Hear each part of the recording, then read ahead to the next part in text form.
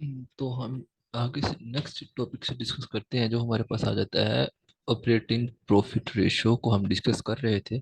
इसमें हमने ये बेसिकली डिस्कस किया कि how efficiently a company manage its operation to maximise its profit. Next, we are going to discuss the net profit income ratio, that is about earning after interest and tax, यानी कि net profit divided by sales multiplied with 100। ये हमें basically ये बताता है कि हमारा net profit हमारी सेल का कितने परसेंट है अगर हम इंटरेस्ट और टैक्स भी अदा करते हैं। ऑपरेटिंग प्रॉफिट में हम इंटरेस्ट और टैक्स अदा किए बगैर देखते हैं कि सेल का कितने परसेंट है।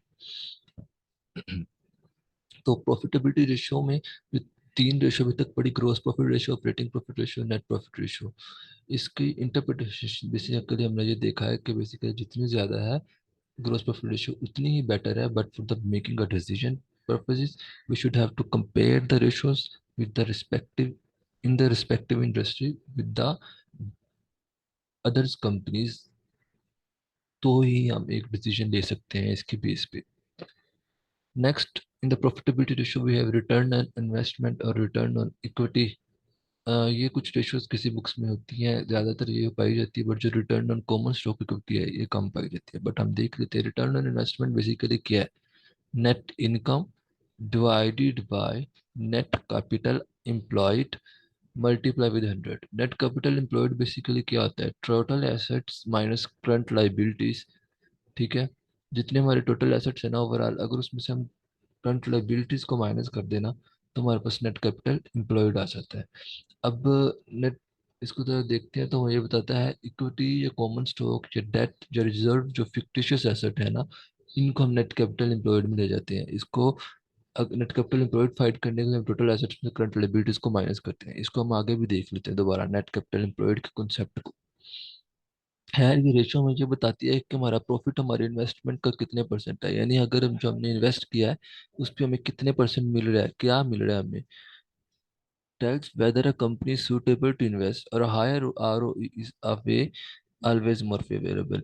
ओके, तो ये बेसिकली जो रिटर्न ऑन इन्वेस्टमेंट है ना, ये हमें ये बताती है कि हमारी कंपनी कितनी सूटेबल है इन्वेस्ट करने के लिए, दूसरे इन्वेस्टर्स को ये बताती है कि सूटेबल है या नहीं।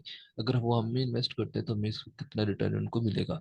तो बेसिकली जितनी कंपनी की ROI ज़्यादा है तो उतना ही बेटर है। ROE बेसिकली, अगर ROI ज़्यादा है ना तो वो इन्वेस्टर्स को ज़्यादा अट्रैक्ट करेगी। अब आगे हम बात कर लेते हैं ROE की। ROE बेसिकली इसका फार्मूला बहुत सिंपल है, net income over total share holders equity multiply with 100। और net income divided by total share holder equity का जो आंसर आता है, ये हमें बेसिकली सिंपली, ये भी ROI से सिमिलर है, बट इसमें सिर्फ इतना डिफरेंस है कि इसमें जो हम शेयर होल्डर्स इक्विटी लिखते हैं नीचे, तो वो हमें ये बताती है कि हमारा शेयर होल्डर्स इक्विटी में प्रेफर्ड स्टॉक होता है। अगर हम बात करें नेट कैपिटल एम्प्लॉयड, तो उसमें क्या क्या होता है, उसमें इक्विटी भी होती है, कॉमन स्टॉक भी होता है, डेट भी होते हैं। और जो रिटर्न ऑन इक्विटी है उसमें डेट नहीं होता, यानी हम नेट कैपिटल एम्प्लॉयड में से डेट माइनस कर देना तो उसमें शेयर होल्डर इक्विटी बनता है। और अगर हमने return on common stock equity find करनी है तो उसका फार्मूला है net income over common stock equity. ये बेसिकली क्या है, सिमिलर टू ROE, बट इसमें क्या है कि हम नेट कैपिटल एम्प्लॉयड में से अगर डेट माइनस करते हैं तो शेयर होल्डर इक्विटी है, और अगर हम शेयर होल्डर इक्विटी में से प्रेफर्ड स्टॉक माइनस कर देते तो वो कॉमन स्टॉक इक्विटी है। तो इसमें बेसिकली हम क्या देखते हैं, सी जो है ना, CE मतलब return on common stock equity, ये हमें बेसिकली ये बताती है कि हमारी अर्निंग हमारी सिर्फ कॉमन स्टॉक का कितना परसेंट है, यानी कि कॉमन स्टॉक्स पे कितनी अर्निंग नेट मिल रही होती है। तो ये भी जितनी ज्यादा उतनी बेटर है। इन तीन की इंटरप्रिटेशन भी हमने इसी तरीके से डिलीवर कर ली। प्रॉफिटेबिलिटी रेशियो में एक रेशियो जो ज्यादातर हम देखते हैं वो है EPS। EPS को डिस्कस करने से पहले हम रिटर्न ऑन इक्विटी को डिस्कस कर लेते हैं, जो इस पेज पे रेशियो नंबर 9 है। तो रिटर्न ऑन इक्विटी बेसिकली हमें क्या बताती है, रिटर्न ऑन इक्विटी हमें ये बताती है कि net income over total asset, यानी कि हमारी इनकम हमारे एसेट्स का कितना परसेंट है, mean how efficiently we are using our asset to produce the profit. ठीक है, ये भी हमारी एफिशिएंटली को चेक कर रहा है, एफिशिएंसी को चेक कर रहा है। The higher the return the more productive और efficient use of assets are done by the management। Got it। अब EPS को देखते हैं तो वो बताता है net income divided by number of shares या number of common stock issued outstanding. Company अपने शेयर पर क्या अर्निंग कर रही है, यानी हर एक शेयर पे कंपनी को क्या अर्न हो रहा है। Higher EPS indicate greater value because the investor will pay more for a company's share। Low EPS tell ये करती है कि कंपनी स्पेंड करती है अपना much of the time in the previous year. जो बेसिकली कंपनीज का लो ईपीएस रहा है ना, वो अपने स्पेंड जो कर रही है ना टाइम, वो जो फंड्स है उसको, जो अर्निंग्स उसको हो रही है कॉमन स्टॉक पे, वो बेटर नहीं हो रही। और कंपनी बेसिकली कॉमन स्टॉक पे अर्निंग बेटर इसलिए नहीं कर रही क्योंकि वो रिसोर्सेज को इजीली अच्छे तरीके से यूटिलाइज नहीं कर रही। ठीक हो गया? ओके। अब इस तरीके से भी देख सकते हो आप। देखो, अगर आपकी नेट इनकम ज्यादा है ना तो आपका ईपीएस भी ज्यादा आ जाएगा शेयर्स की निस्बत। तो लो ईपीएस ये भी बताता है कि कंपनीज ने पिछले सालों में बहुत ज्यादा स्पेंड कर दिया है, जिसकी वजह से उसकी इनकम कम है। और हायर ईपीएस अच्छा होता है क्योंकि ये इन्वेस्टर्स को अट्रैक्ट करता है। अब डीपीएस क्या होता है? Dividend per share. Dividend per share मालूम करने का फार्मूला है कि टोटल डिविडेंड्स को आप ऊपर रखें, नीचे आप रखें number of equity share outstanding को मल्टीप्लाई विद 100। तो कंपनी अपने स्टॉक होल्डर्स को उनके शेयर्स पर क्या दे रही है। जनरली 2% to 6% जो डिविडेंड है ना वो गुड कंसीडर किया जाता है। But too much higher yield often come with the higher risk. अब जहाँ पे ज्यादा रिटर्न मिल रहा है वहां पे ज्यादा रिस्क होगा। तो इसलिए 2 to 6% DPS will be considered the good DPS. If we talk about the EPS and DPS, EPS, for example, the earning per share. Suppose a company earned 15 rupees on its per share, and dividend per share, what it pays to own per share. For example, उसने 15 रुपया कमाया और वो 5 रुपए दे दिया, तो 10 रुपए उसकी अर्निंग भी ओवरऑल प्रॉफिट बन रहा है जो रिजर्व में रख रही है। Next, we are going to discuss the efficient activity or turnover ratio. Activity और टर्नओवर रेशियो को हम एफिशिएंसी रेशियो भी कहते हैं। इसमें सबसे पहले हम देख ले सकते हैं एवरेज कलेक्शन पीरियड को और average payment period. Average collection period basically हमें ये बताता है कि कंपनीज अपने जो हैं, कंपनीज के, सॉरी कहाँ गया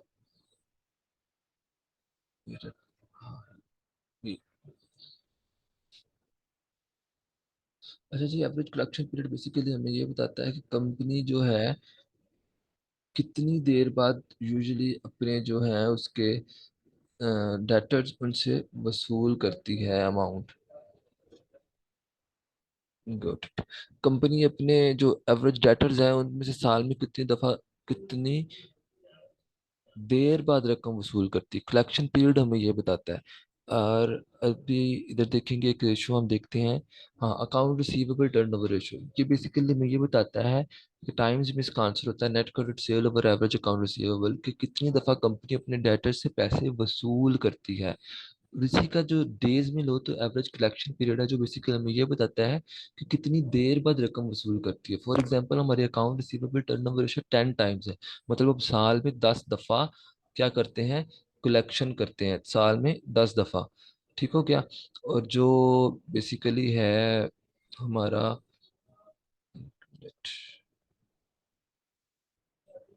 जी, जो बेसिकली हमारी है एवरेज कलेक्शन पीरियड, ये हमें ये बताता है कि फॉर एग्जांपल हम साल में अगर 10 दफा कलेक्ट करते हैं तो एवरेजली हम कितने मंथ बाद या कितने डेज बाद कलेक्ट कर रहे हैं। ठीक हो गया? तो अगर हम इसकी इंटरप्रिटेशन देखें तो एवरेज कलेक्शन पीरियड और इसकी इंटरप्रिटेशन हम देख लेते हैं।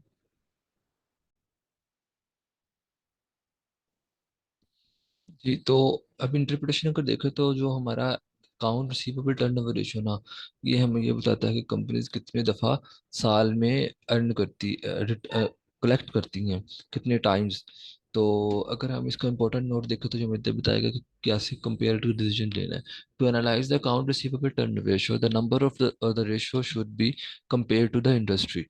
So average to see how efficient is company collecting its payment versus its competitor। Mean अगर आपने डिसीजन लेना है अकाउंट रिसीवेबल टर्नओवर रेशियो की बेस पे, तो आप इस बेस पे इस तरीके का डिसीजन लेंगे।